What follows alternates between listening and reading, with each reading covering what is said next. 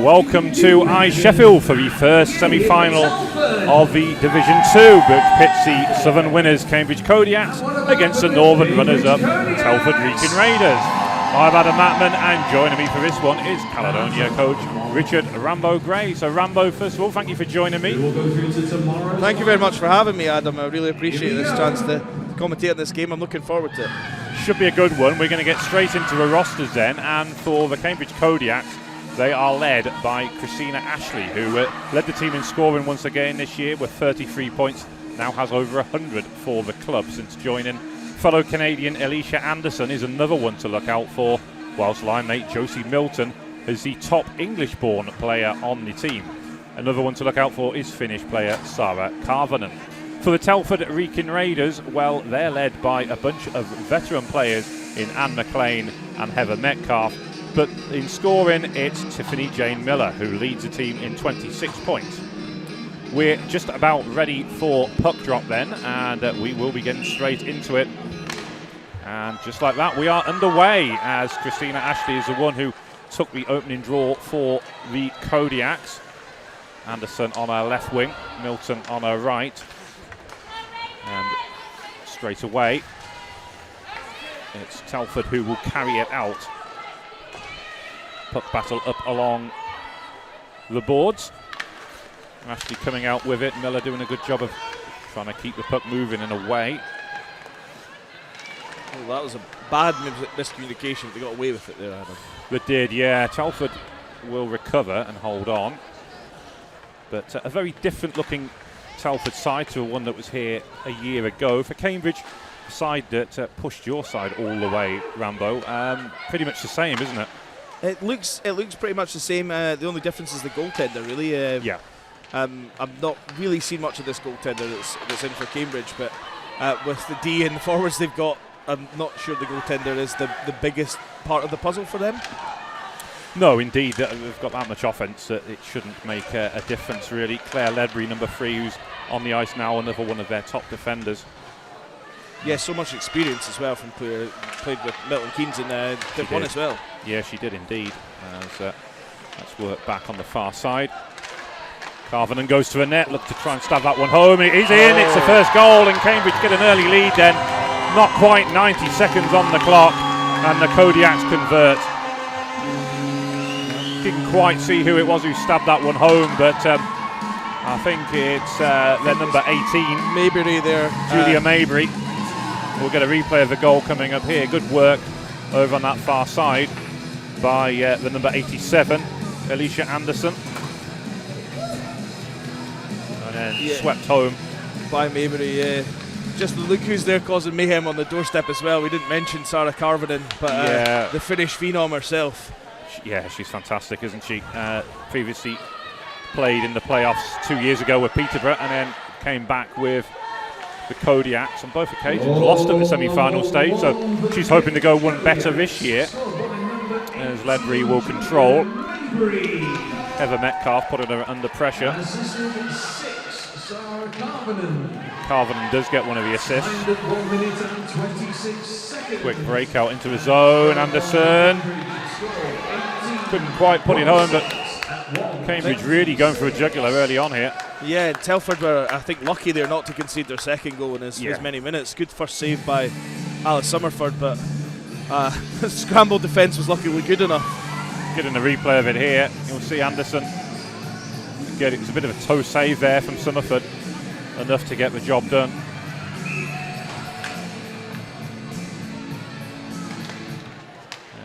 For Telford, we've got to think what that will do to them mentally. Yeah, we're very much on the back foot right now, but I guess they kind of just have to ride this out, don't they, in the early stages?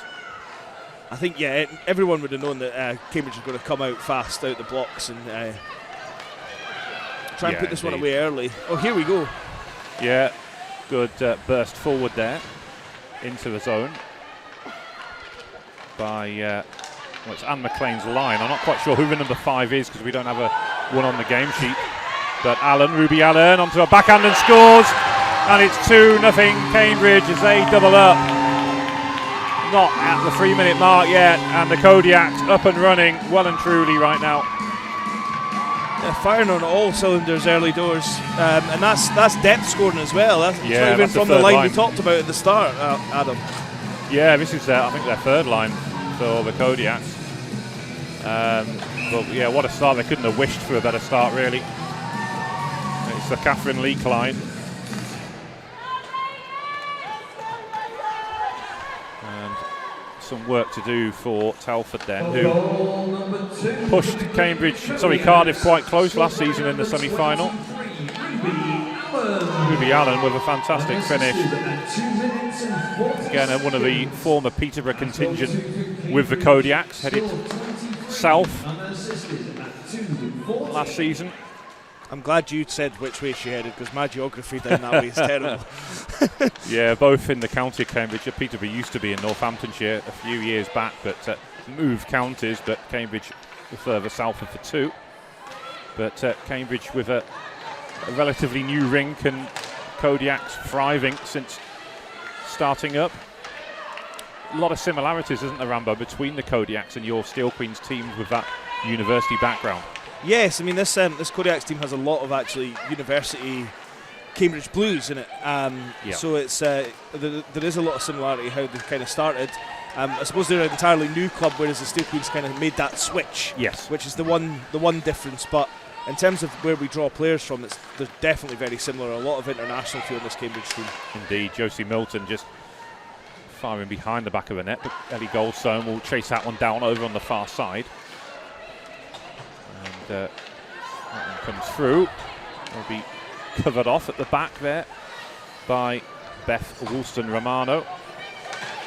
Josie Milton doing well. I seem to remember her getting well and truly drilled by Aisling Rafter down here in the boards last season. Thankfully she was okay, but I don't think Aisling quite meant it as bad as it came across. No. We're going to get the first penalty of the game then. Tripping call.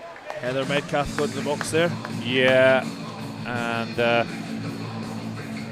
I'm enjoying what the DJ's doing with these penalties here. Yes, breaking the law or please release me, let me go. I don't know if you're getting that through on the stream, but I thought the law and the law one was another one. I think that's another one. Yeah. I was always a big fan of a Shaman one that Ebenezer go where it's naughty, very naughty. I think the Ayr Scottish Eagles famously had them Janeses all sit down next to me. Oh yeah, they did. That's right. Yes, they did. Yeah. So a first power play opportunity then, and Alicia Anderson it is who's quarterbacking it on the point. Sarah Carvenan on the left wing position to Christina Ashley, who wears the great number 66 jersey made famous by Mario Lemieux. Fellow Canadian as well, of course, Christina.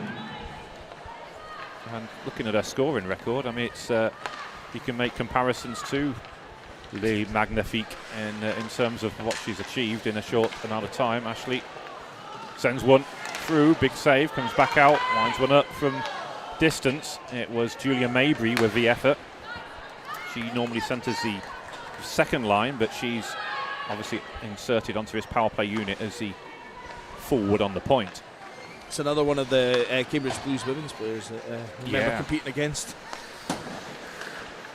Controlled by Ashley up along the boards. Telford battling well though on this penalty killing unit. They're having to defend hard, but having given up those two early goals, this is going to be make or break for them, isn't it? You think if they can kill it off, that's quite a good momentum builder, isn't it? Yeah, it certainly is. And I mean, especially against a potent power player like Cambridge, the confidence boost that it would give Telford to kill this off would be massive. Yeah, it really would. Over on that far side, carried in by Catherine Leak. The Kodiak's second power play unit is there now. Controlled by the Raiders behind the back of the net. Claire Ledbury will collect that loose puck. Centering pass comes across and towards goal. Alice Summerford getting a poke check on it, enough to disrupt the play, and then her teammates will help clear the puck with about 10 seconds left on the penalty kill. As it's controlled by Mabry, deep in the corner. Little added challenge this year. The clock on the left isn't working with this bar, isn't it? Well, it wasn't working last year, but when I was here 2 weeks ago with the Beacons, it was on and working. But counting up rather than down, so maybe that's why it's not in use this week, but it certainly helps not having a rafter there in front of where we're sitting. As Telford looking to carry out then. I suppose the only good thing is if the rafter wasn't there, then we would have the roof well, on the yeah, floor. So. Yeah. this is true, yeah. And there's an air vent and a couple of speakers there not helping as that one comes in, but we've got a perfect shot of where the other screen is, scoreboard is, ironically, but I'm sure you'll bear with us with the penalty kill. You can see the clock yourself up on the caption, which is a new feature for this season. I have to say as well, the stream's looking really bright up here. I hope you're getting it at home. Normally, certainly in my BIHA days, very, very dull. So. Yeah, big thanks to Matthew at Pyro Media for putting all this together. It's a top quality stream for you. That one comes in. We've already got a lot of compliments on the quality of the service, and that's good to hear. As Telford looking to carry out, Erin Russell puts a challenge in, but Andrea Lamb will ride that challenge, gets in behind Ronnie Manford. And cross to Whitmore. Work back. Now to Batsford. They're trying to break out. Maybury will chase that one down. Alice Summerford will clear. Alice is someone you know well, Rambo. She's played a few games for the Queens this season. Yeah, she has, and we were really impressed with her last year, so we asked her if she would join us on a two-way so she could get a bit of one experience when we're needing helped out with obviously a lot of travelling. Yeah. Yeah, she played a couple of games and we're dead impressed with her. So. Yeah, based in the Midlands, so I mean it helps you for like the longer trips that you have with Nottingham and Sheffield, doesn't it? Because it's that's kind of the time when you struggle for players heading south from Edinburgh, isn't it? Certainly is, and the one position you can't do without is goalie. So indeed, yeah, this is very true. I think Telford seemed to have settled into this game a little bit more than I think the start maybe had them a bit shell-shocked. I hope I'm not giving them the commentator's curse now. But yeah, I think every year it seems to be that tends to happen with a team. I seem to remember Cardiff scoring 3 early goals against Widnes 2 years ago, but then Widnes coming back as the game wore on, and they actually made it quite competitive by the end. And sometimes, if the team's caught cold like that, and we know what a good season Cambridge have had this year as Maggie Whitmore carries in. She will be looking to stride her team forward, and Cambridge regain possession. Now counter with Maybury once again. Works hard down this left wing side, winds one up, but she just whiffed on it. Will not get the second opportunity as Telford double up on her into the corner. As Anderson will gather over on that far side. Anderson seems to switch back to a more natural position of forward this year as well, which will give them a bit more firepower. She played D against you last season, didn't she? Yeah, she's capable of playing anywhere, Alicia.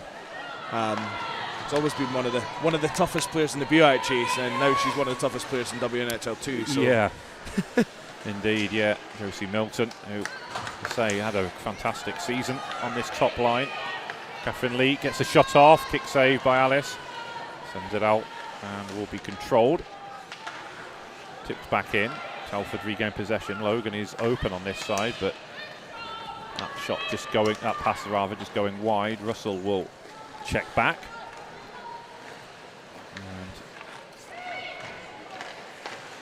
That's a good forecheck there. It is, good anticipation. Ledbury has to come across and break the play up. And I mean, it's great for players like for Cambridge to have Claire Ledbury, because as you said before, Rambo, the experience she's had playing in a higher level with the Falcons. Yeah. Josie Milton rides that challenge, and then a second one, but she'll be forced behind the back of the net, needs a passing option.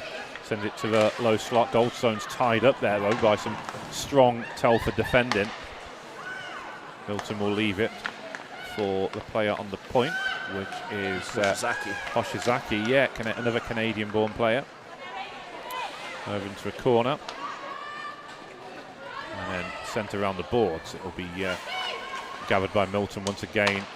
Another one who started a career with Peterborough, but headed south. I think she also ices for the Milton Keynes Falcons. She does, yes. Well, she's on a two-way this year. Yeah, she is. Which, if Cambridge get promoted, that will have to end because she can't play in the same division. But yeah, it's been beneficial for her. I think she's from Huntingdon, so not really that far from either Milton Keynes or Cambridge, but we're going to get a Telford power play.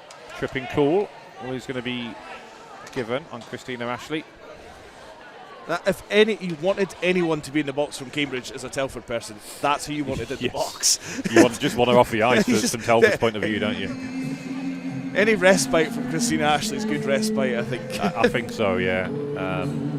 It will be. I mean, yeah, you've got the player advantage, but not having to face Christina is probably as good a thing as any, isn't it? Yeah. So we have a face-off in the Cambridge zone, which there hasn't been too many in the opening 11 minutes or so. Gledhill lets fly from distance. Claire Ledbury, some strong defending again. That was a good challenge from her. Who I believe she's from Ledbury, but not all that far from Shropshire. Out wide. I mean, it's from the town of Ledbury, and her name is well, it's not Ledbury anymore because she's married, but she still has Ledbury on her jersey. But out on the west of the West Midlands, as it were. That one's dumped back in, banked off the boards, and Andrea Lamb will drop back to gather. We do not want to give her space to get accelerating. Yeah. I mean, it's ironic really that these two sides are meeting, because Rambo, last season these were probably the two sides that ran the Steel Queens the closest in your promotion season, weren't they? Because Telford kept, I mean, they lost both games, but I think one was only a one-goal game, wasn't it? Yeah, we played them away and it was 4-2. Yeah. And they came up the road to Murrayfield, and most teams found it more difficult to play us at Murrayfield, obviously, than on their home pad. And they took us to the limit. I mean, I think we scored the third goal with about 10 minutes left and just had to hold on for dear life. Yeah. So controlled by the Kodiaks, but stolen back in the offensive zone by Telford. McLean chases that one down around the boards. And then it's gathered back by Hoshizaki. Trying to get it forward. Golston just couldn't see that one there. No, she couldn't. It's just behind her, wasn't it? Back of her skates. But, there's a chance here for 2 seconds Lamb left on the penalty kill for the Kodiaks. But, Lamb, you say Lamb had a good season last year, as well as Ashley's. That stopped that dead. Good defended by Gledhill, else she was away there. But another player who starred last year, who isn't there this year, is Letitia Lube, and she's been a bit of a miss for them, hasn't she? Yes, yeah. I mean, last year there was Lamb and Lou were on the same line at one point against us, and it was, pick your poison basically. Good save. Big rebound, but swept clear by Hoshizaki. That one's gathered in. And Telford will regain it. As you said, Rambo, after that bit of a difficult start, they've settled into the game nicely now, Telford. Yeah, it was like Kingston came out on fire and Telford weren't quite ready, but they're pretty matched now. Yeah, they are actually. Yeah, it is. It's a good contest. And despite the firepower Cambridge have got, they're getting good chances. Telford. Yeah.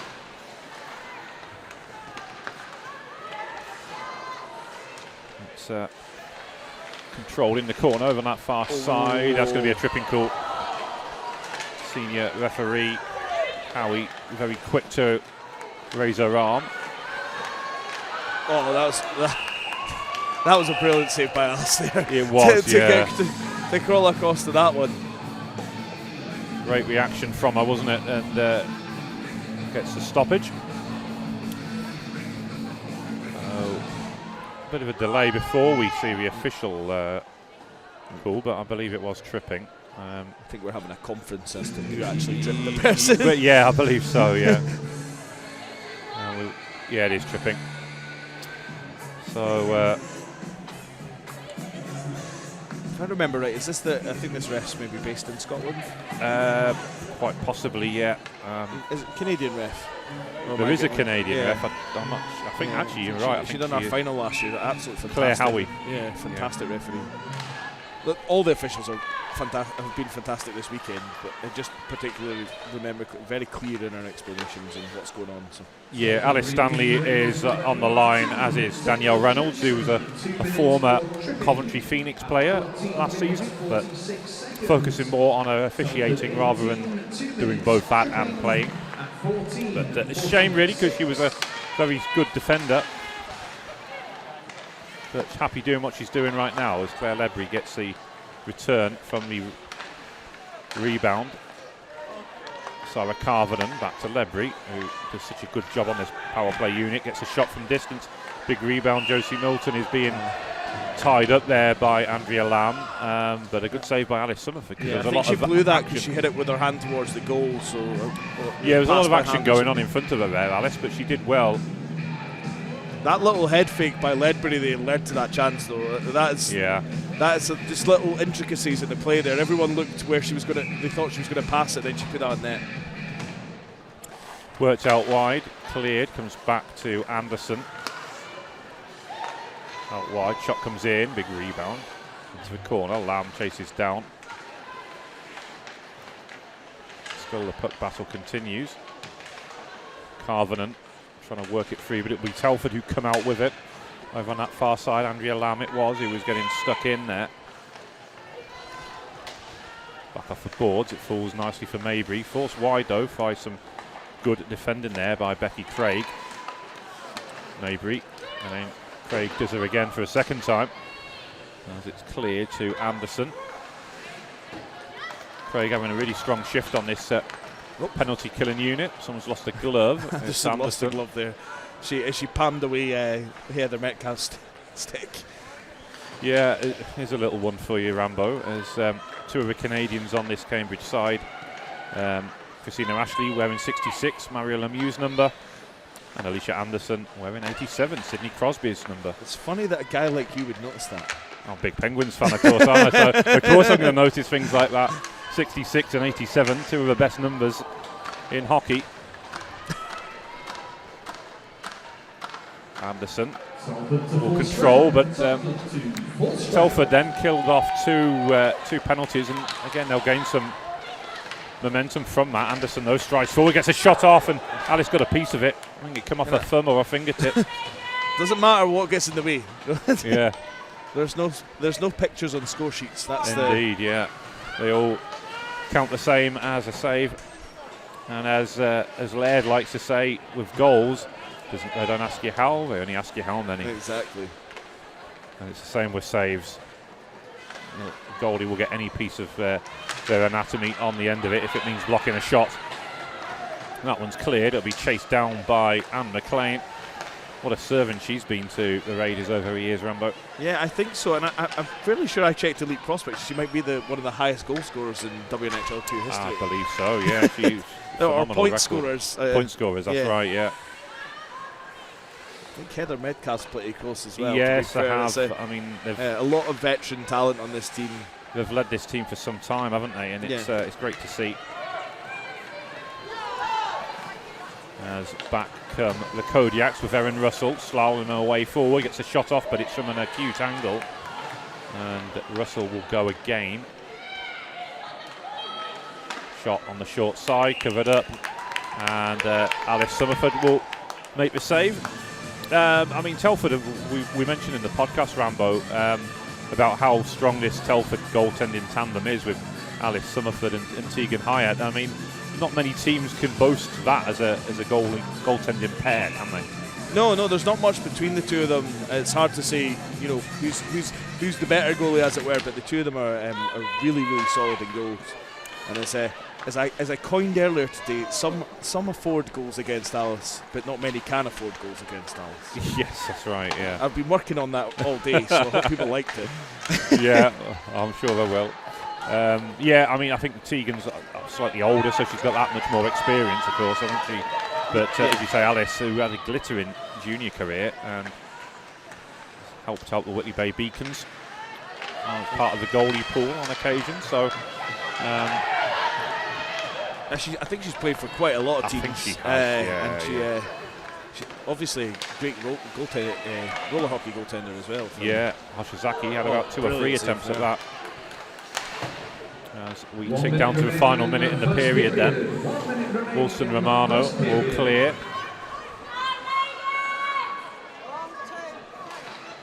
Rink wide pass from Miller. Oh, there, that was offside. Yeah. Just stepped that second too early there. Yeah, indeed. So that will bring the face-off outside the zone, but both sides will make one final line change before the end of the period.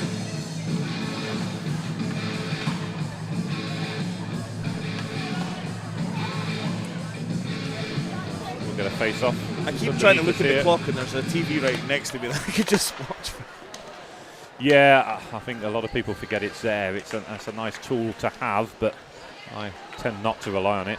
But it's great for us to have replays and the like, and obviously for stuff that goes on up along the boards, which we can't always see. It's good to have that close camera.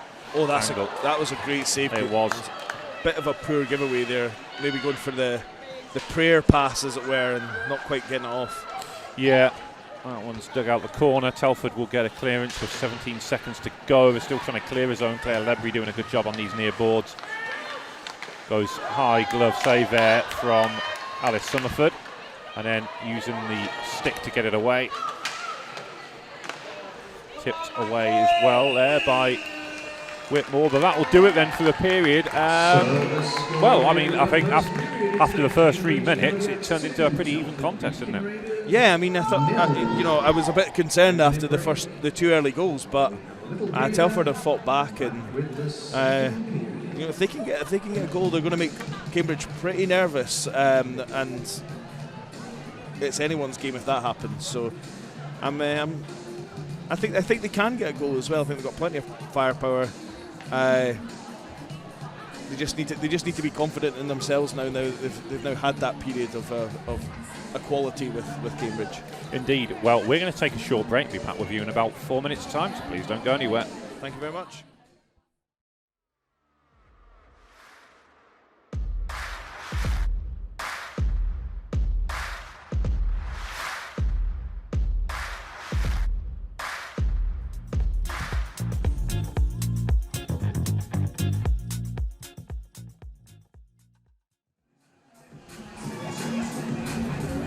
Welcome back to Sheffield then for the start of this second period between the Cambridge Kodiaks and the Telford Wrekin Raiders. I'm Adam Mackman, and I'm delighted to say I'm joined by Richard Rambo Gray. Rambo, well, it was a decent 20 minutes of hockey, that, wasn't it? It was, yeah, and as I say, after the quick start by Cambridge, Telford really came into the game and looked like they could maybe get one back, so... Yeah, indeed, and I mean, for the good of the game, I suppose that's what the neutrals would want to see, isn't it? Yeah, I mean, it would be good for the game if we get a goal from Telford and they're pushing Cambridge. It's going to be exciting. So, hopefully that's what we get. Not that I'm rooting against Cambridge. It's just it'd be nice to see a goal and make this a even more exciting contest. It would, yeah, absolutely. I know exactly what you're saying, and we do have to remain impartial. So. We are just waiting. There's a slight delay. Not quite sure why. I think the Cambridge coach is talking to the officials about something. Well, whilst we're dealing with this break, there was some pretty impressive sort of Kaylee style dancing going on in the middle of the ice in the period break that we missed there. I have to say, for Alice to do a spinorama like that on a goalie kick was pretty impressive. So that was pretty fun. Yeah, they were sort of spinning each other around, weren't they, in a way? As we're back underway then. Christina Ashley straight on the offensive, forcing a save out of Alice Summerford. Great double save from Alice, and then gets a bit of support there from a D to go behind. But Cambridge started much like they did in the first period and going straight for the jugular. Yeah, that was a quick start. I mean, Alice, the second save here, third save, and then manages to roll over and kind of do her best impression of a starfish to keep the puck out of the net. And well done, because that looked every chance that was going in. Yeah, I mean, certainly Cambridge were trying to catch some coal once again, but great double stop by Alice, whose reflexes were called into action. I think, as we said in the pod, I think she powers up the faster the game gets. Yeah, I think you're right. Yeah, I can see exactly what you mean now. nicely controlled by Milton, but then Telford will push that one out, and Wilson Romano will have to drop back. Gathered by the Raiders. Oh! No goal. It struck the base of the goal frame. So close there from Poxon. Yeah. How he quick to wash that one off, wave that one off, but that was, that was close. I mean, you heard the clunk up here, so a lot of action in this first minute, isn't there? Yeah, there certainly is, and that was a natural reaction to how close that. The whole play, the zone entry was great there. That's what coaches want to see from the zone entry. Indeed, yeah, and we'll get a replay of it here. Just good persistent work down that far side, over into space. Becky Craig it was with a back to goal, went for the reverse pass, and then I think it was Poxon, wasn't it, with the effort there. But, I'd love to see what that actually hit, if it was a goalie or the post. But yeah, it certainly made a clunk, didn't it? It would suggest to me it hit the base of the goal frame somewhere. Answers on a postcard, I think, but it was certainly close, as that one's chased down by Maybury. Shot from Anderson comes in. Such a lovely release on Anderson's shots. There is. Yeah. We've not given much mention to the Kodiaks goalie, Alicia Jackson, as the dancing continues on the Telford bench. But this is great to see, though, because it means they're still in high spirits, aren't they? Yeah. Yeah, it's a good way to keep loose. I know people think that it's not concentrating or being disrespectful to the game, but it's really a good way to keep loose in the game. At the end of the day, when you're not on, you're trying to recover, and if mentally you need to recover with a bit of a dance, why not? Yeah, indeed, yeah. I've got no problem with it. It's controlled over on the far side then by the Kodiaks and Claire Ledbury. Safe pair of hands at the back. Finds Sarah Carvenan. That one clears only as far as Karen Gregory. That'll be regathered once more by the Kodiaks. There's a slow, patient build-up right now from both sides. It's been played at quite a high tempo. It's just slowed down a tad. Gregory will gather once again. I think the teams are maybe being a bit more cautious now because they've given away a couple of rush chances right at the start of the period. It's maybe in their head a little bit. Yeah, that is true. Ruby Allen goes around one player and another, gets a great opportunity. Did all the hard work, but she dinked herself there, I think. I think so, and Alice coming off our line, I think, was good. She was proactive, weren't she, to close down that shooting angle. I think it was enough just to put her off, maybe. Yeah, it certainly was. Up on this near side, battle along the boards. Good work by Catherine Leake. Former Streatham player as Hoshizaki fires in from distance and turned aside by Alice Summerford. That one comes back out and controlled in the neutral zone by the Kodiaks, but then regained by Telford. Start the play out from behind the back of the goal. That's a nice little reverse play for that breakaway there. It is. I think this line for Telford might be a bit out of gas though and needing a change. So. Yeah, they've been out for some time, hadn't they? It was a long shift for them. That one comes back to Ruby Allen, who looked to get a break on here. Can she split the D? Gregory comes across. She tons of confidence in on goal. Great save by Alice on the blocker. Blocker save, and I mean that's a big moment in the game for her, isn't it? Yeah, to get the save. I think her missing the breakaway the first time, that maybe didn't give her the confidence, but that one will. Maybe, yeah, definitely. As Ashley feeds Goldstone. Milton looking for the puck to come through. Good block by Wallace. Still with Ashley. Centering it towards a low slot. Milton eased off the puck there by McLean, who had her tied up there. Ledbury into the corner. Cleared away by Alice once again. Good play from her. Goldstone sends it across. Ashley, it's a lovely use of the board to get herself free, and then Milton likes delay, and then a shot across. That was beautiful hands there from Josie Milton. Couldn't quite get the shot on target, but she's finding her range as Ashley shoots from a high slot and scores. Beautiful shot upstairs. Yeah, and Alice Summerford, not much you can do about that one. Top shelf. Nah, there's not many goalies who would have saved that one. It's very difficult for a goalie to go across the line and then come back. Just having to watch the angle to the puck and then coming back the opposite way. It's very difficult.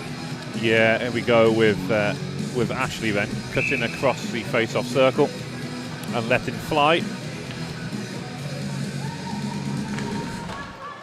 But yeah, well, I mean, what a goal to make it 3-0. We've had to wait a while to get to add to their lead and get that third goal, but it was one worth waiting for when she finishes as good as that. Yeah. Becky Craig couldn't break out there. Good strong play by Hoshizaki. Mabry. That one sent across over onto the far side. Karvanen into the corner, working so hard. Anderson cutting across the high slot, gets shot off but just wide, and then Alice stabbing that one away.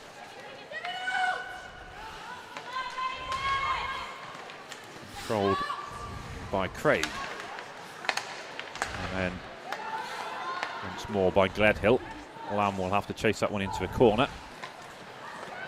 And she'll do so using the boards. Kick clear, but she's got her wheels on. She has indeed, yeah. Lamb driving forward.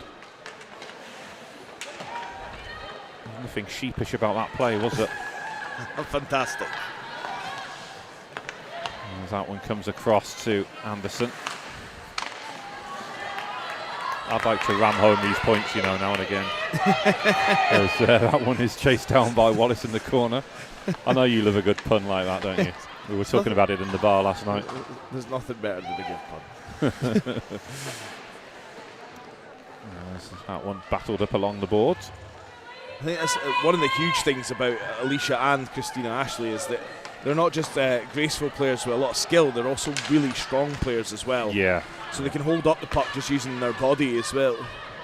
Yeah, and I think for Ashley, I mean, what it must be like for Eddie Goldstone and Josie Milton, who were two of the younger girls on the team, to learn from what is a really great advocate of the sport. Yeah, I mean, they can only be beneficial for them if you playing on that line with them. If you look at players that play with top players, they'll always get something out of it. Yeah, indeed. Puck comes loose over on that far side. Telford switching the play. And then Evan Russell has time to control. Well, that's going to be a penalty then. Whitmore, I think it was, who just left the stick in, didn't she? Yeah, she's trying her best to look innocent there, but that was legit a penalty. Yeah, it was. No arguments, I think. It was very difficult to defend against, isn't it? And I think you leave your stick in like that, then the player's always going to be brought down. Yeah. So another power play opportunity for the Kodiaks then. Actually, to be honest, it's been one thing I think Telford have been absolutely fantastic at this game. They've killed the penalties they've faced, and they've looked pretty strong. As I say, I've probably jinxed it now, but. Well, we shall see. As Anderson quarterbacking once again, switching the play out wide. 2 minutes for tripping. Yeah, tripping is the official call. 11 seconds.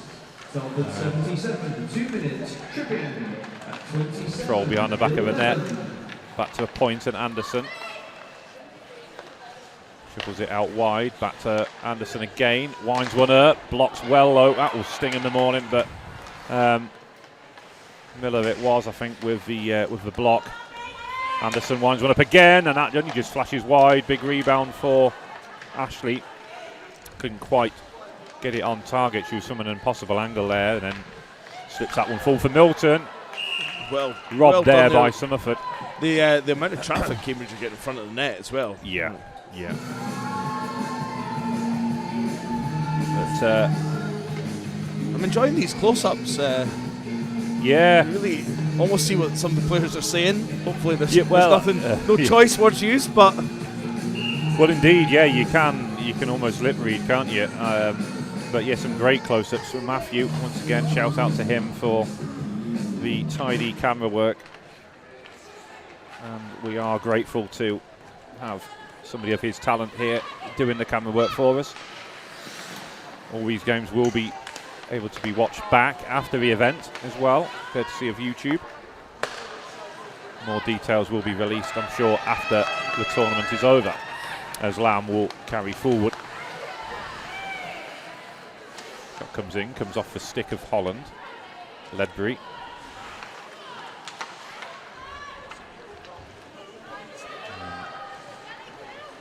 Lamb it is, I think. Is it? No, sorry, Leak, of course, on the, for the Cambridge side. That one's picked off, though. Good read there by Becky Craig. Yeah, wasn't it just? Still with Telford, and that one's blocked by Hoshizaki from Craig. Hoshizaki gets it again. This time she'll clear the zone. Gathered in by Lamb, who's dropped back pretty deep now, helping out her defence. I think she's actually been playing D in this game a little bit more. I don't know whether it's maybe just to add a really solid skater back there and give her some clean ice to skate at. But yeah, that's a good point, actually. She might be. Yeah, well, she's certainly playing D right now. She wasn't before because... well, that's right. Because she's Gregory was again, we haven't got a number 11 on the game sheet, but whoever number 11 is, apologies that we don't know that, but Gregory was a defensive partner for the shifts throughout the game. Now Lamb seems to have dropped back there, so maybe one of the players might have took a knock, and that is why we've seen the change and why Lamb has dropped down. Oh, there we go. Gregory is out there now, so scratch that then. But you're right, Lamb was certainly playing in a defensive role. Ashley gets a rebound.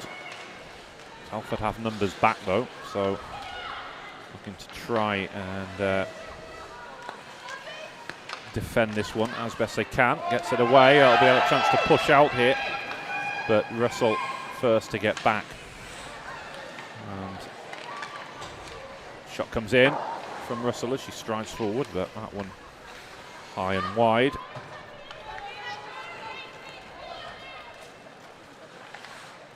Cleared around the boards. No one can complain about the work rate of Telford.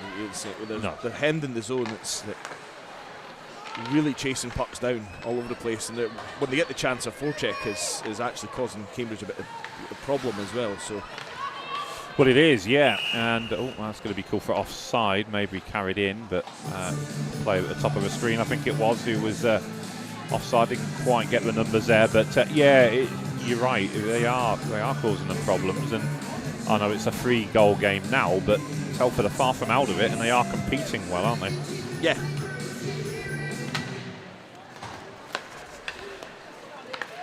I quite like the north-south format for this as well, though. Yeah. You get the teams that are not familiar with each other playing.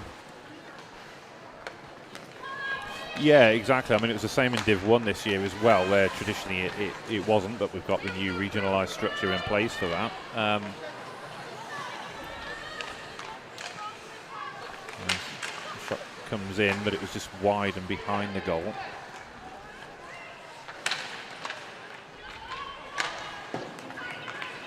Controlled by Hoshizaki once more.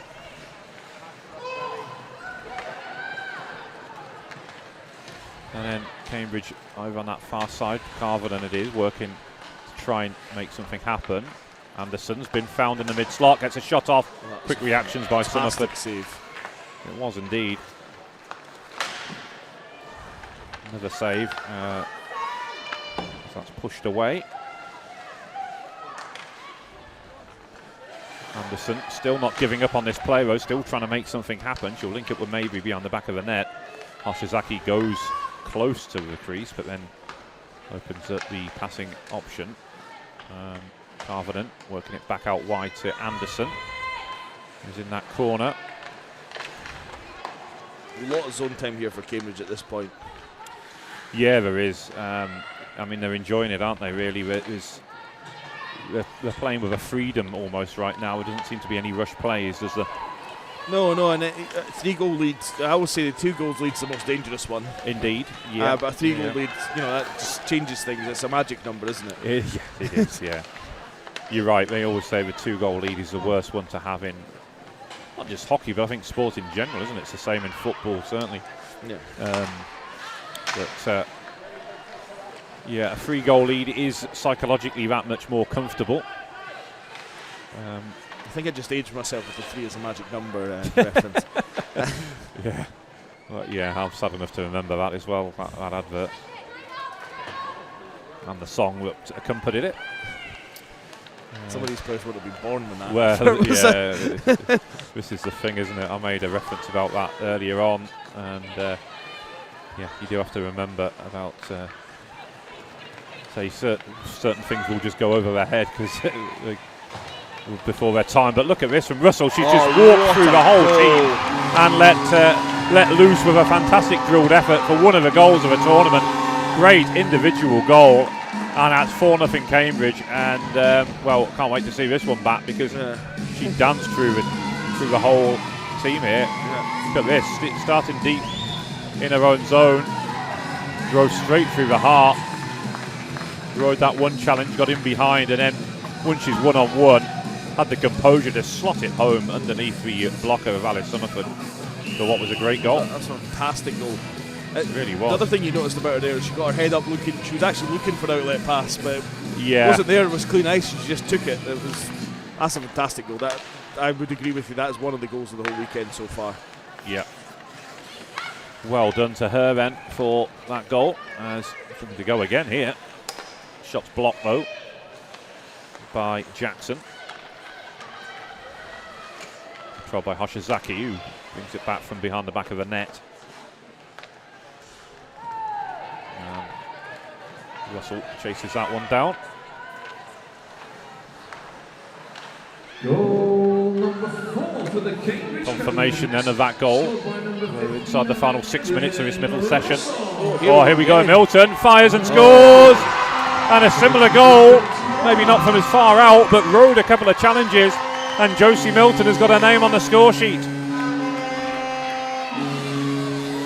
What a goal that was from the youngster. We get another look at it again. Rode that challenge, still in amongst 3 players, took the last defender out of the game, and then look at that, slotted home. Not quite as clean a finish as the one before, but the little death feint before that to get into that space to make the shots, just just lovely to see. It really was. But well taken as well, the composure on her. And she goes again, Josie Milton. Nice pick out to find Goldstone, who fires. It comes loose, stabbed home by Milton, but then Summerford gets across and covers well. So a 5-0 lead now. It's more than comfortable for them. I'd say them 2 goals coming in quick succession, and Telford need a response, don't they? They need to get on the board pretty quick. They need to get on the board quickly. It's a difficult situation they're in as well because it's quite a long way to try and maybe short the bench or whatever to make those hard choices as a coach, because you don't want to gas everyone as well. No, that's and it. Cambridge now have the luxury they can roll their entire bench with ease. So it's a very difficult position they're in, but indeed, as that one comes through for Whitmore, gets the shot off. Well cleared. Shot from the point comes back in. There's a chance. Lamb, it is a chance. Forces Alicia Jackson into a save, at least a glove save. So we'll get a face off inside the Kodiak zone, but a good response from Telford that, because they give up those 2 worldy goals, didn't they? And that's a positive reaction from them. Yeah, I think they should take some confidence in the fact that when they forecheck hard, Cambridge have found it quite difficult to get the puck out of the zone, and that's given them chances. The problem is that when Cambridge have hemmed them in, they've not got the energy to forecheck at the end of a shift like that, so they're having to change, which means Cambridge have got an easier exit. Yeah, this is true. Gregory battles away nicely. Did very well to hold the zone there. I appreciate they've got it out now, but to pinch like that until the zone. Well, that's right, yeah. Whitmore over on that far side.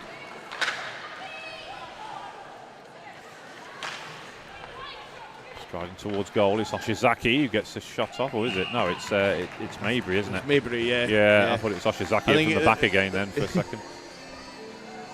But Mabry doing well, forcing another save out of Alice, and we'll see a face-off inside the Telford zone.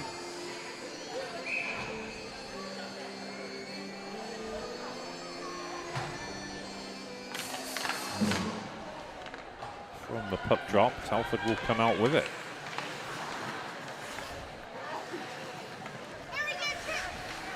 Battle up along these near boards. It's dumped in by Erin Russell.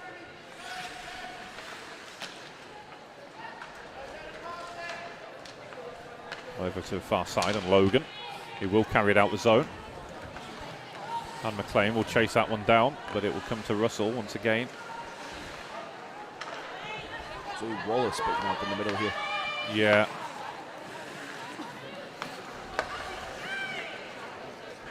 Comes over to Wallace once more. Nice hands from Holland, who... That was most definitely offside. It was. We could have called that next year's playoffs, that one. Yeah, Ruby Allen was trying to get back on side, but was never going to get back in time, was she? Yeah, there's a bit of joking going on there between them, I think, with the line mates. I mean, even with the 3D blue line, she was never getting her leg back that far. No, definitely not. Shot comes in. And you are right, Rambo. I've just can confirm that Andrea Lamb is on defence.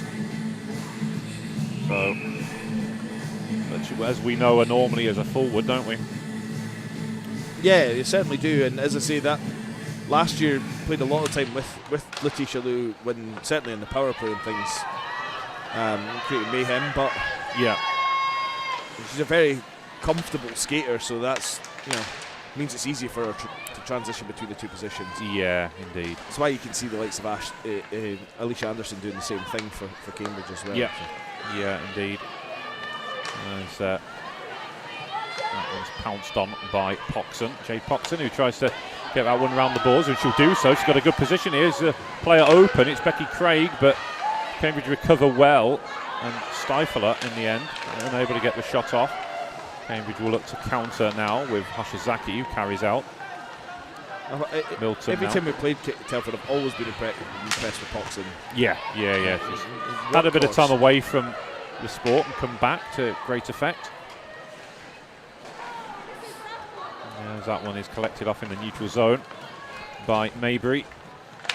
Shot from the high slot, forced wide. Good pressure coming in from Telford's D. Gledhill and Jackson, both of them doing enough to close her down and put her off. Just close down the shooting angle. Gledhill's the type of player that amasses big minutes in most games. Yeah. Always looks very comfortable out there. Yes, she does. You're right. Again, another one of the senior players. Now, having had a few years in the team. That one in the corner. Cleared out, comes over on that far side. Good hustle there from Poxon once more.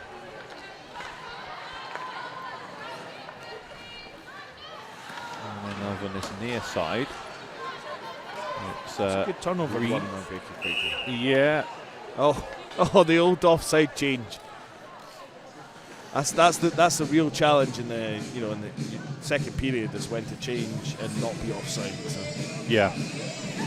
Yeah, I was saying, but in the last game, it's a bit of an art form of getting that right, isn't it? Really, in the with the long defensive change.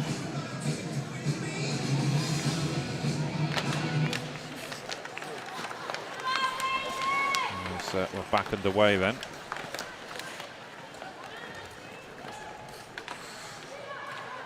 That's chased down in the corner by Christina Ashley.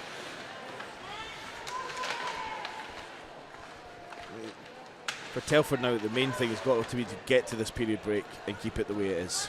Yeah, they can't afford to give up any more, particularly with, as you say, just over a minute left in the session. 1 minute remaining in the second but it's still a long way back, isn't it? 5 goals in that final period. I guess you just have to start with one, don't you, and just take it in small increments. One goal at a time that. is all you can do now. Shot from the high slot, big rebound. Alice pushes that one away, though, does well. And then Whitmore closes down. Oh, she's worked a 2-on-1 chance here. She's got Batsford up there with her. Shot comes in, it pinged off the goal, off the angle, out the outside of the goal frame. But what a chance that was, and well, she wasn't off by much. And then called for offside there. That was a novel way to try and stay on side there. It was. Yeah. Standing like a flamingo is not something I've ever had on the bingo card. No, that is a new one.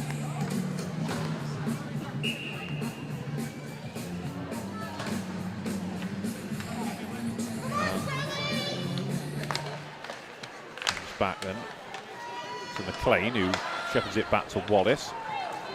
Zoe Wallace, I should say. There's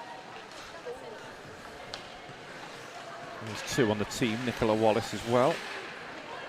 There's quite a few Scottish sounding names on this Telford team, lot. actually.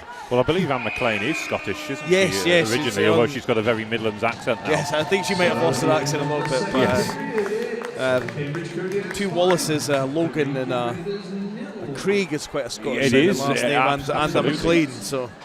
Yeah, well, that will do it for a second period then, and I believe we will get an ice cut between it, or will we? I'm not sure. They seem to do it for the elite games, but they didn't do it for the Div 1 games, so I'm not entirely sure if there's going to be an ice cut. True. There doesn't seem much activity from the Zamboni driver. Mind you, sometimes with the two pads, the Zambonis are on the other pad. Yeah, this is true. I think it is in there, but you're right, because the other pad is just behind the back of that stand, which is in the picture there. No, it's just one player going up, possibly for a comfort break, Josie Milton as well, but although they do seem to be filing up a bit more now. But yeah, as you say, the other pad is literally the other side of that wall. There is change rooms between them, but the Zamboni does shuffle between the two, and the doors are now opening, so we will get an ice cut. We'll be back in 15 minutes time, so please don't go anywhere.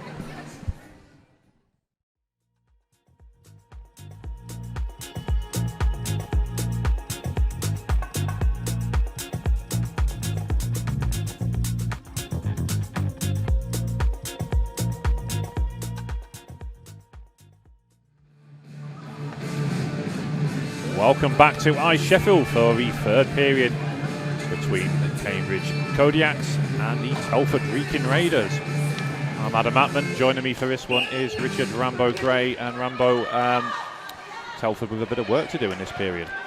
Yeah, I mean, it's not insurmountable leads. 5-goal leads aren't, but it's certainly a real uphill struggle for them. And the Kodiaks, every period they've started really quick, so they need to stem that this time and not let them get in if they're going to look to claw this one back. Indeed. Yep. That one is defended around behind the boards by the Kodiaks, who will push out. Yes, Telford player loses a stick. That's Miller. Still Cambridge play on, get the shot off, and Josie Milton just hooking that one wide, but wasn't off by much. And again, for a third period in a row, we've seen Telford get off to, we've seen Cambridge get off to a really strong start and really test Telford's resolve, haven't we? Yeah, they certainly have. That first line of Cambridge's, they seem to start very, very quickly, and you just got to deal with the onslaught. Indeed, as this will be chased down by Abby Plant. Controlled over on that far side by Hannah Metcalf. Heather Metcalf, even. It's been a long day, sorry folks. We are on towards the end of game 5 of 6. As that one's controlled by the Raiders, as they will push out now. Carried in by Whitmore, but stolen back by Ledbury. Some really strong defending from her. Oh, she's blown a tyre there, giving Carvin in, but... Oh, stuck home, beautiful tic-tac-toe goal, and that one for Julia Mabry makes it 6-0 Kodiaks. Julia Mabry with the brace now. Yes, indeed. And we get a replay of it here. Carvenan did well to hold her composure there and just rode that challenge out and held on. That's a fantastic pass. Yeah.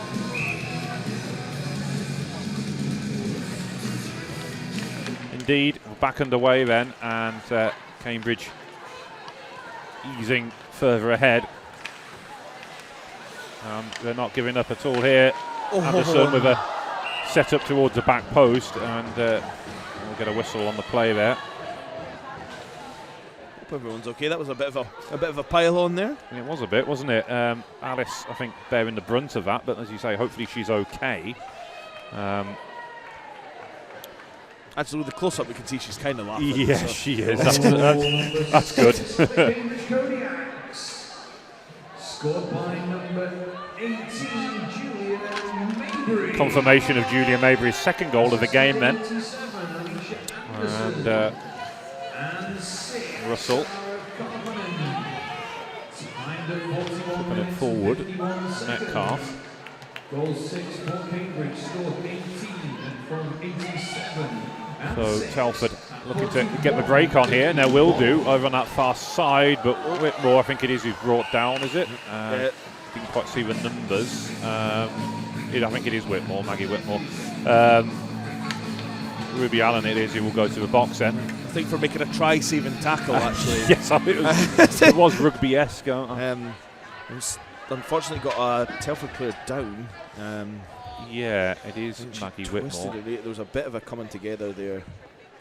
Yeah, it is. I think it was just the awkward landing, as you say, and a bit of the twisting, which is probably what did the damage, rather than it being a heavy impact. It was, I think, her knee did twist somewhat, but she is being attended to by the medics, so hopefully she's okay.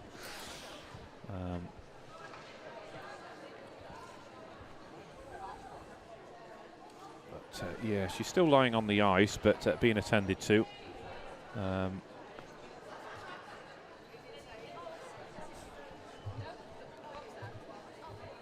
we go. Yeah, graphic up there. Yeah, just for privacy. Apologies for that. They're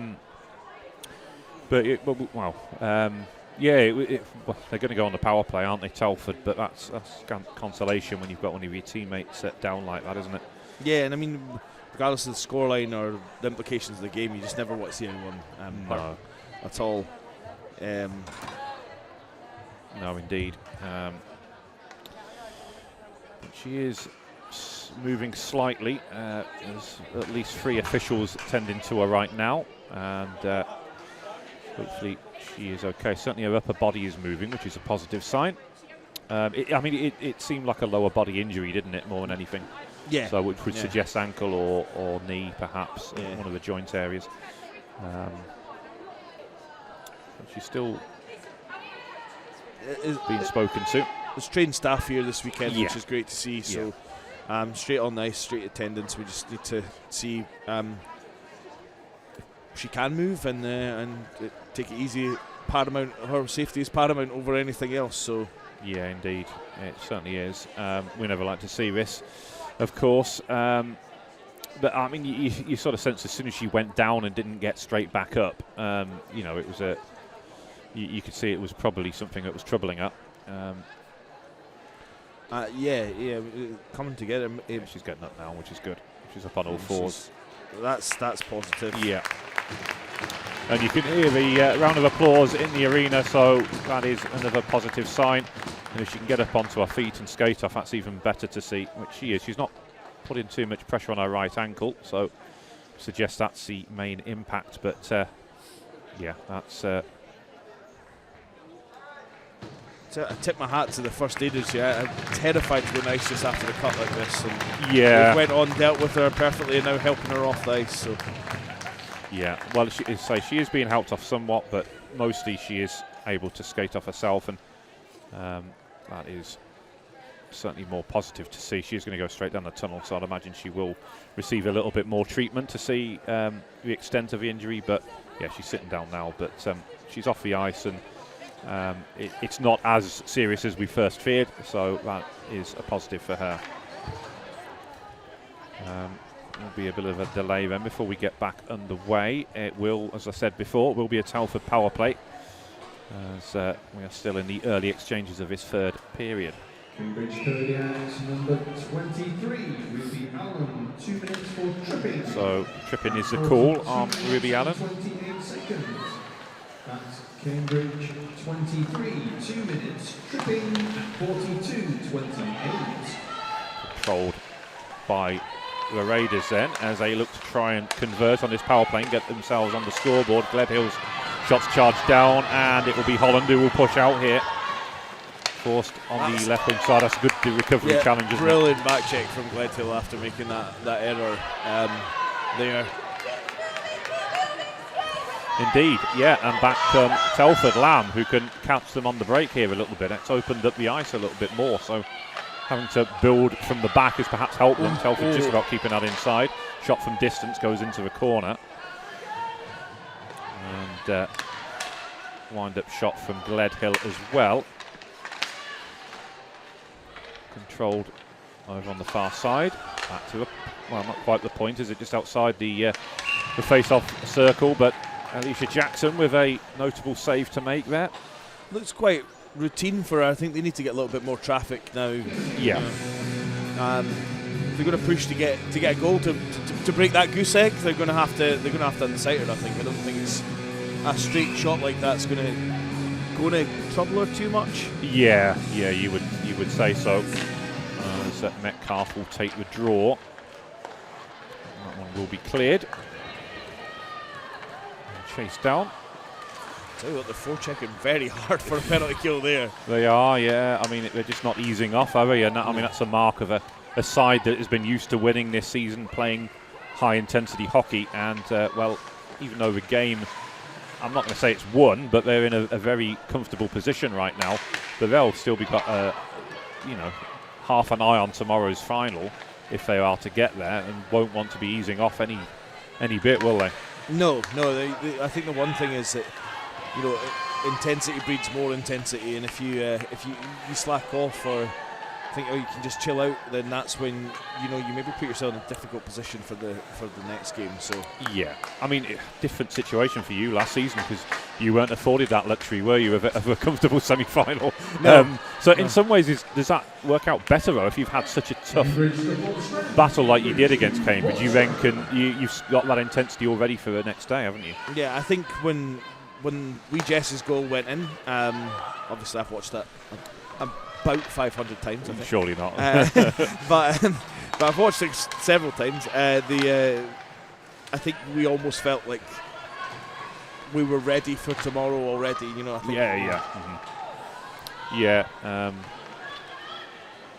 So Cardiff, there was no easy game that weekend. So. No, there wasn't. No, again, you were facing two very strong sides, whereas nothing much separating them, was there? At the top of the table last season, and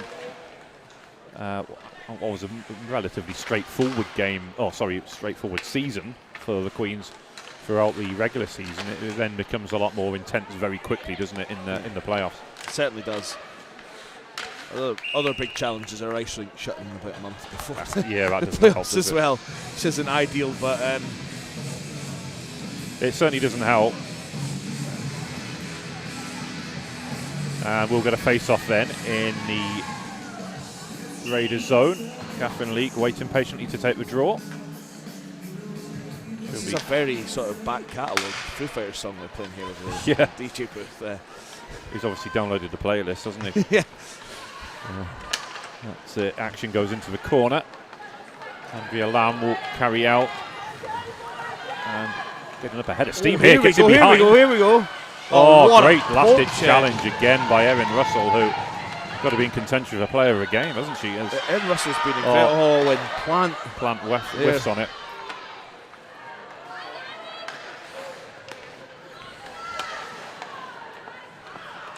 But the action continues then. Lamb fires in. Goes into the corner. Plant still trying to dig the puck out. Keeps the momentum going for her side, but Cambridge able to carry out with Leake. Now Miller will steal it back. It's tipped back in, but Plant was still recovering from an offside position. Over on the far side. It's going to be Zoe Wallace who follows the puck into the corner. Into the corner it goes still, and Ruby Allen it is, who, having served their penalty, able to rejoin the action. That's with Allen once more. Opens up a shooting opportunity perhaps, but then... Allen's certainly got a lot of... Yeah. We're going to get another stoppage, are we? A little stoppage here. She's holding her head. No, she seems to be getting up. There's someone over there already. Just how quick the staff. You got to compliment the staff here. Very so you don't want to see anyone injured. You got to compliment the staff. And here's another look at Lamb's break there. Just watch this. I mean, beautiful move to go round. And you think for all the money in the world, there's at least going to be forcing the goalie to make a save, and that back check there is just that shows the intensity of this Cambridge team, because it would be quite easy at 6-0 to go, yeah, have your shot. It's fine. Yeah, well, this is true. Yeah. But that was it. Just shows the intensity of the way they play for each other. So indeed, yeah. So another stoppage here then, as Ruby Allen is being checked over. As you say, there was a quick reaction from the medics to say, look, don't struggle to get up. Just give it a second and see how you are now. She's back up on her feet, which is a good sign once again, but I think it's because the primary point of contact was her head. Yeah. And there's always a concern and a safeguarding issue, isn't there, around people's safety with their head. Yeah, it's certainly, and I know myself from having suffered some pretty bad post-concussive symptoms. How important it is to make sure that you actually just, if you're not sure, don't keep going. Well, yeah, this is it, isn't it? Yeah, it's best not to risk it. We are back underway. One thing I will say about the leagues is that whilst they all go at each other hammer and tong on the ice, it's nice to see the level of sort of sportsmanship between them, checking on each other when if there is somebody hurting things. Yeah, it is. It's, as you say, it is nice to see. That was chased down by Ashley. Gets back onto her backhand. Shot just trickles wide in the end, but again, Cambridge still looking to make the plays even this late stage of the game. I think that's Whitmore's back on. It was Whitmore. It was down there. It was Whitmore who was down. That's good to see. That's maybe just been a bit of a stinger or something, and she's she's back in the game. Yeah, I mean, if it was a twist or something, sometimes you are better off just running it off or skating it off, aren't you, rather than letting it stiffen up. So maybe they realised it wasn't any serious damage, it was just soft tissue, maybe a bruise perhaps, or a slight sprain. So you're better off just, say, getting out there and you're good to go. And she's back out there, which is, say, it's good to see.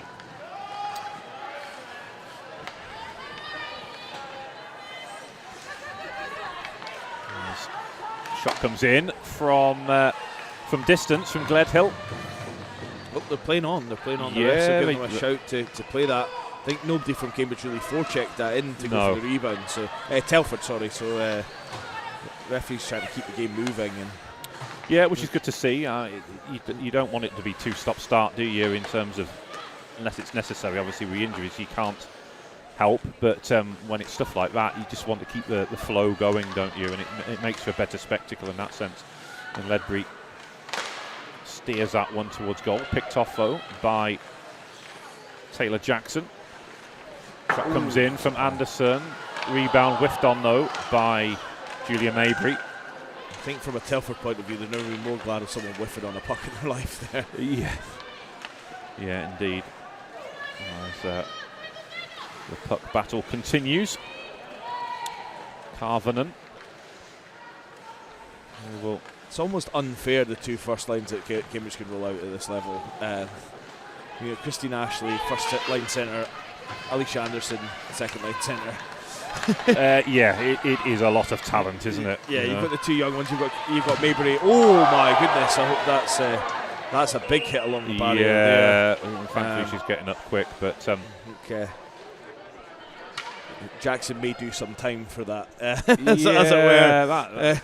That's come out of context with a game, really, isn't it? It's not been a particularly dirty game or anything like that. So it was quite a big collision into the boards. Yeah, I think the thing is, some people don't realise is sometimes players turn in unexpected ways when you are going in to challenge them. And that's true.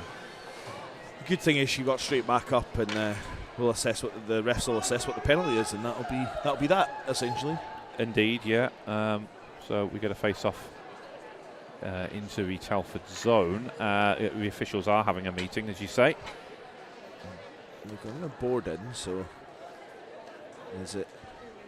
I'm trying to watch what the ref's doing here. They're boarding, and it's just a 5-minute major, so there is no game penalty attached to that. They can just call a 5 now. That was used to be the old 2+10 back in the day. Yeah, it has changed, as you say. Which actually was quite annoying for timekeepers because they didn't really understand that you still had to sit the full 12 minutes. Yes, that's right. The 10 then actually didn't start till the 2 had finished, but 5 now, I mean, it keeps it easy. But essentially, Cambridge can score as many times as they can, and there will be no skater return to the ice for Telford. So. Indeed, yeah.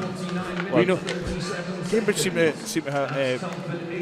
be the team for getting these in the playoff semi-finals, the 5-minute power play. As I know all too well. You do, yeah. It was the Ashling Rafter one, wasn't it? And I think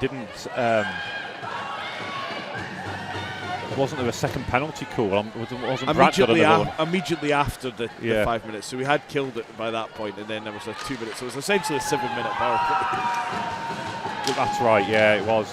Yeah, I do remember that's going to be another penalty here. I think it's going to be 5-on-3 now. Yeah, there's a reaction again. Or is it 5? Is it Cambridge that are going to lead? It looks like the Cambridge player's being led over, but there was a reaction. It's Sarah Carvenan who's going to the box.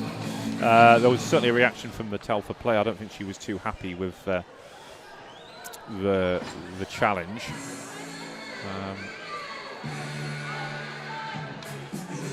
Face-off will take place in the Cambridge zone, so we will be 4-on-4 for the next 2 minutes. So that will eat into that 5-minute power play which Cambridge have, which I think they've already elapsed 1 minute of. And we are back underway. A lot of space here for the teams to work with, and Kodiaks number 6. could play into Telford's favour if we can get Andrea Lamb in some space. Yeah. Oh, and there we go! Yeah. What a way to get the first goal of the game for Telford. 4-on-4, and I think it was Gledhill. Lofted into the top corner. Yeah, we'll see this one back. Gledhill's leading the celebration. We'll see it now. Andrea Lamb controlling out on the far side. Puck comes loose, doesn't it? Just works its way back to the face-off circle, and she lets fly from there. I think that takes a little deflection on the way in. I mean, she won't care. No, as we said she before, will not care. They don't ask you how, they only ask you how many. Exactly. And it's nice to see Telford have got a goal back. It's nice to currently be the only team at the Goose Egg this weekend. Thanks for reminding me. Yeah. Actually, I hadn't thought of that. You're right. But this time, of course, tomorrow, the 2-16 semi-finals we have as well.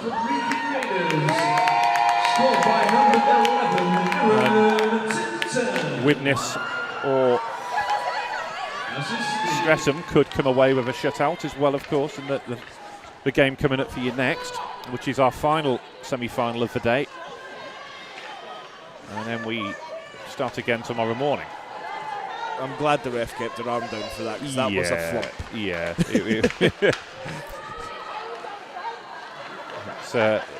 It's just got a little bit feisty, hasn't it, the last 5-10 minutes or so? A wee bit afters a couple of times. Yes, there has. There have been some reactions, hasn't there, for sure. Clyde Taylor's picking up her equipment after poke check. Alison's got a very active stick, I've noticed, when they come out of the corners. Not many goalies use their stick the way she does. You see she chokes down on it, further up on it, which gives her more reach. Indeed, yeah. Be carried out here by Metcalf. So fantastic pass by Metcalf there. Yeah, and of course, because that, well, it's not a power play goal, is it? Even though it's 4-on-4, because it's their power play was in the middle of the Cambridge power play. So essentially, with 2 minutes within the 5 means both teams could keep on scoring within that time, and it wouldn't elapse the power play, as it were. So, but yeah, I mean that's great for Telford, obviously, to get himself on the board, and what a way to do it. I mean, at the end of the day, they may not come. I mean, it's unlikely they'll come back now. Just being realistic, but it's something to take into next season. Like, you know, like now they can hang with a team like Cambridge. Yeah, I think we've maybe not knighted them yet, or crowned them yet, but they are. You know, I think it's going to take a monumental effort to stop them, isn't it? Yeah. Let's be honest. I think we realised that from before a puck was even dropped this season. Yeah. You know, and if you look at their performances and their results across the season, there's nothing to really suggest that they aren't going to get the job done. But, you know, we shall see. There we go. Back to a 6-goal margin. Absolutely ruthless. And that is why they are so good and at the top end of the table, and why they are many people's favourites to earn promotion this season. And we'll get a replay of it coming up now, but just that added pressure. Saw them crash it home. It's the hunger here to get to the net from Carbonin once you realise it's on, you know. Yeah, Josie Milton again with the set-up play, turning one way and the next and picking out Carbonin with a great pass, and that's a really good assist for Josie, I think. Yeah, I mean the assist makes that goal. Yeah, absolutely it does. They can beat you in many ways, this Cambridge team. They score nice goals with nice passes, and then they can score goals with players taking it the length themselves. Yeah, well, I mean, we've talked about the game quite a bit. That semi-final last year when the Queens beat the Kodiaks, I mean, there's one point where that could have gone either way, and when you're going into OT as well, particularly, it is a bit of a lottery, isn't it? Yeah. Especially at 3-on-3. As Anderson carries out into the offensive zone. Catherine Leake doing a good job of just staying on side there. Rides the challenge. Anderson shoots. Comes off the frame of the goal. And then controlled by Mabry once again. She'll take it beyond the back of the net. And then a bit of a rugby tackle. But I think you'll get away with that one because you can just put it down to I'm clearing the zone. Clearing the crease. I'm looking after the crease. Yeah, I'm looking at protecting my goalie. But Cambridge... Oh, that's nicely handled, and that's a fantastic goal. I am not sure that Alice Summerford realised she could even take a shot from there. Yeah. On her knees when she shot that. Yeah, she was. She had her back to goal. She was falling down. She was getting clattered from behind. And the way she was able to just deftly flick and control that with her back to goal. And Yoa Hoshizaki makes it 8-1. And you can see again here, it's doing the physical battle. Busts it down first of all to control it, and then flicks it behind. All good because her stick's under it hits her stick under the crossbar. Yeah, the stick can be higher than the crossbar as long as it hits it under the crossbar. You know what I mean?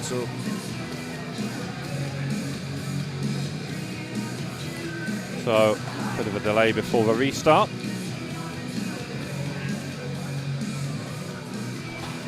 But I think that's the end of the. At least it's the end of the penalty kill for for Telford. Yeah.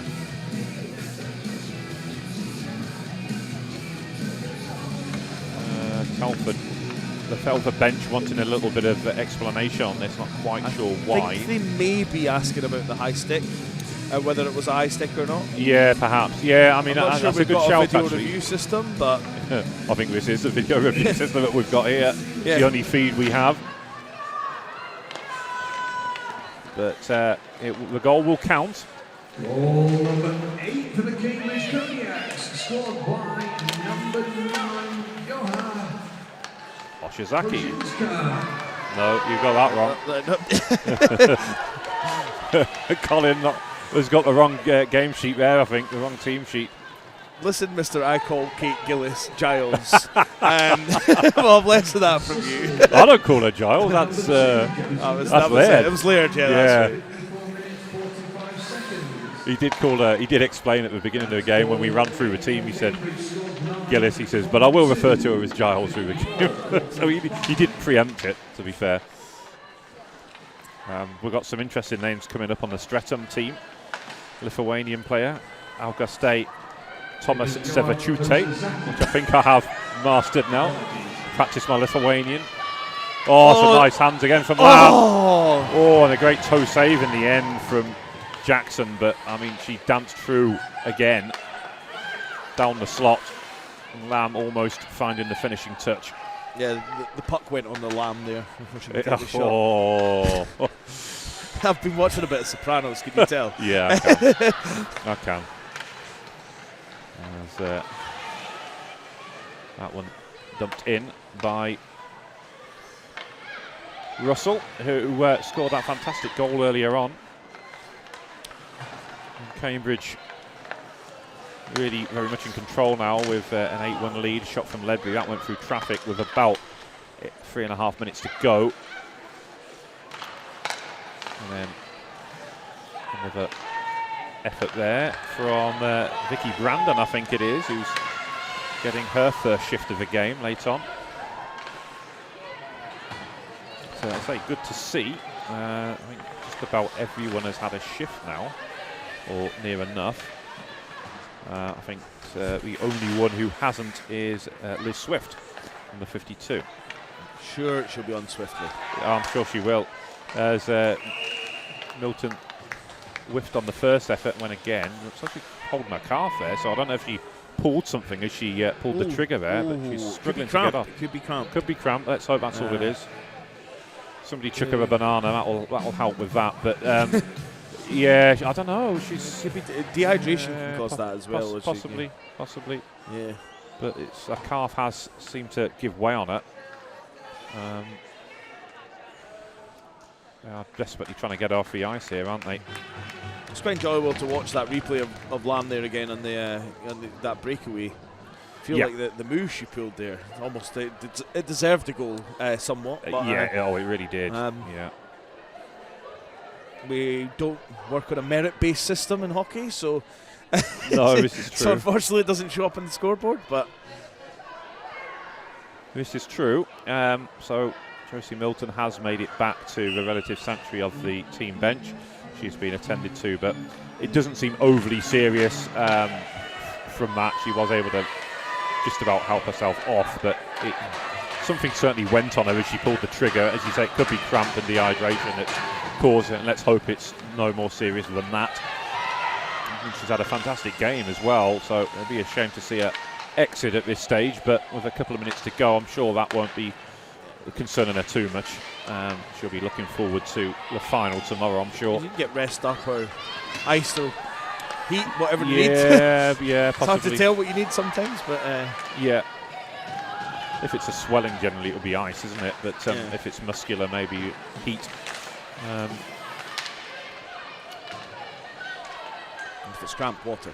Yeah, exactly. Water and minerals and bananas and stuff like that. I was joking before, but it is a proven good food to help delay cramp or relieve it. 2 minutes remaining regulation. So inside the final 2 minutes then, shot comes in, almost directed home by Carvenan. And then Gledhill carries in, gets a shot off, but into the logo of Anderson's jersey. That one is released. Carvenan chases down. Maybe put a hand on her there. That could have been given on another day.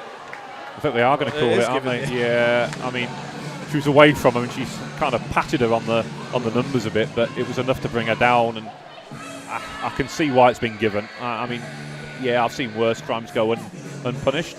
Cambridge looking like they're calling a timeout here then, while this goes on. Maybe sorting out their lines. So possibly. The line they want out for the end of this game. You know, if there's players they want on that haven't gone. Yeah. Also, Josie Milton's went down. It's maybe just to sort out who's on the power play. She has been playing on the power play, so possibly. Well, we will stay on air to bring you the post-game announcements and the Player of the Game awards. There will be a trophy presentation for the Cambridge Kodiaks, who won the league in Division 2 South, to go along with the cup. The WNIHL Cup was a new competition this season. There was 3 groups in the south, 2 in the north, and each group winner receives a trophy. So Cambridge doing a double. They'll be wanting to take home a third piece of silverware tomorrow when they play in the playoff final. And of course, promotion is the biggest reward from that, as Becky Craig steals in. Well recovered by Anderson, and you know, even with a head start, that Anderson's going to get back and make a play like that.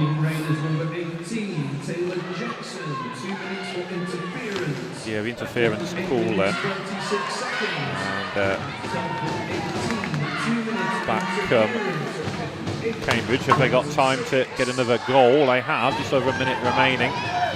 Sure, they would like to add one more, convert on the power play. I mean, the game's won. I know it's silly suggesting this really, but I suppose they would look at it in terms of it's a power play opportunity. Let's use it as practice for tomorrow. And carry something forward in tomorrow. Exactly, yeah. And if you can get your power play firing well, it's something they can use. Anderson stops it well, keeps it inside the zone, gets a shot off. Saved by Alice Summerford. They're still saying that Cambridge is still saying the puck was loose and there to be played, but the whistle had gone. I would say the beauty of dark-coloured pads right there on display. Yes, yeah. Because the amount of time the refs lose sight of that compared to the white pads is much higher. The white pads obviously. Well, if our goal nets weren't so dirty, the white pads would make more sense, I think. yeah, that's true. Across the country, I don't think we get fresh white ones like the NHL do every other couple of weeks. So this is true. Yeah, I mean, nice to be able to afford new pads that often, isn't it? I think a lot of players don't, a lot of goalies don't have that luxury. Not in this country. As Lamb puts a cross, poke check from Hoshizaki, and then comes back through for Maybury. It's going to be pretty hard to predict who the player of the game is actually in this game. Yeah, well, that will be my question for you, Rambo, when this game is done in the next few seconds. That will do it then. An 8-1 win for Cambridge. Congratulations to them as they head off into the final. It was perhaps always going to be tough for Telford against such a strong team that's in form and playing with a lot of confidence right now. Yeah, certainly, and I think because they got behind quicker, they had to chase, which then opened you up more to counter attacks, but they made a good account of themselves in moments of that game against a really, really good team that I think will be a WNIHL1 team at the end of this weekend. And, I think will be good value for WNIHL1. I think they will, So I think it's a tough one for Telford maybe to take with the scoreline being the way it was, but for moments they were competing fine with them. It was just Cambridge are just ruthless, and that's they are. They're like a machine, aren't they? They score, they go again, and they don't know when to stop really, and they're just a joy to watch when they play some of that hockey that we saw earlier. Well, let's talk about player of the game then, and who do you think is in contention for both sides? I think Aaron Russell, who you touched on for Cambridge. I would say more so, not just for a goal, but more so for that back check when it was 6-0. That was so easy to give up on that play. She never gave up on it and made an excellent play. I mean, you've almost got Alicia Anderson in your mind when you're thinking about these things. Indeed. And Julia Maybury as well with a brace. I think she played generally really well across the game. I think it's one of those three. It sounds like, why have I not mentioned Christine Ashley? I think Christine Ashley is good, but I think it's one of these ones where I feel like just that extra effort from Erin Russell probably gives her the nod. Yeah, I can appreciate that. Yeah, good shout. Telford's a bit tougher. I think Alice had a really good game despite the 8 goals going in. Yeah. I'd say for me, I think Poxon's always good value for player of the game, essentially set up that goal for Gledhill, our body of work and forecheck created some of the chances. So I'd probably go with Poxon, but I guess that's why it's up to the coaches on the bench. It is indeed, yeah. It's always good to hear people's opinion. You could ask 10 different players who watch the 10 different people, who watch the same game, and you could probably get 10 different answers, couldn't you? And that's the beauty of the game. Everybody notices different things, and always good to hear your opinion, Rambo, particularly from the coach's point of view as well, and you will notice things that would impress you if they were on your team, for example. Say intangible things I think you notice as a coach sometimes, the little that extra play by Aaron Russell there, you know, at 6-0, that was kind of unnecessary, really. But yeah, you know, that intensity, you notice that as a coach, and you value it. So indeed, we'll be completely wrong. We could be way off, which I often am. So we shall see what the outcome is. I mean, some are just absolutely obvious. I was a little bit surprised actually that Gemma Davis didn't come away with player of the game for Bristol, given that it was a 32-save shutout. Not to remind you about that, but Andrea Lamb then for... That's not a bad shout either. No, she's played well. She created chances, and her work rate's incredible. Yes, it is. I mean, she drove forward, didn't she, at every opportunity, tried to make something happen. Very nearly got a reward with that goal late on as well. And for Cambridge, it goes to number 89, Alicia Jackson. I mean, that's quite impressive, isn't it? That a goalie gets it in an 8-1 game when there were so many great offensive plays. It just shows you what a big impact she's had on the game as well. And she was forced into action, particularly as the game wore on, as Telford grew into it more. A lot of breakaways, for example. It's so easy not to lose focus. Not even just to lose focus, but cold, you're stiff, you get those rushes. Yeah, you've not faced a shot for a while. It's not easy. Well, absolutely, yeah. Indeed. So Cambridge will be presented with their championship winning medals and caps. Christina Ashley, also as captain, will receive the trophy, the league championship. So that's 2 trophies in the bag. They'll be looking to make it a hat-trick tomorrow. Just try to keep them calm because they're getting excited for all their trophies. They are, yeah. She doesn't do the Eurovision thing and drop it, you know. There's a lot of trophies to carry. So here we go then, presentation from Faye Andrews to Christina Ashley. I'm so pleased to see Christina with that trophy. She's worked so hard along with the rest of her teammates for this moment. Here we go then. Kodiaks, the regular season champions for Division 2 South.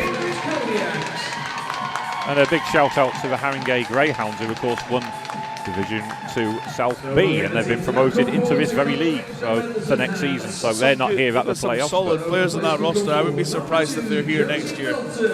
Yeah, I think so. Yeah.